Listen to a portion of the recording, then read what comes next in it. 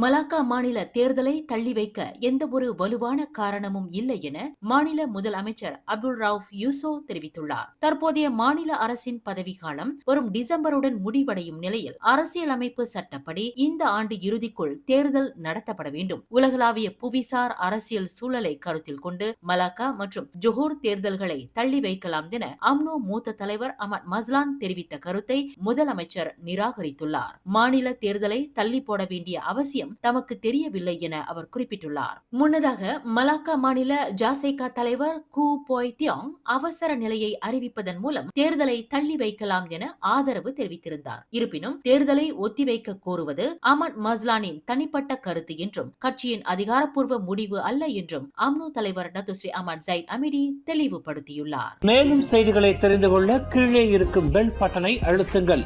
உங்கள் மகிழ்ச்சியை வெளிப்படுத்த லைக் மற்றும் ஷேர் செய்யுங்கள். தொடர்ந்து திசைகளோடு இணைந்திருக்க சப்ஸ்கிரைப் செய்யுங்கள்.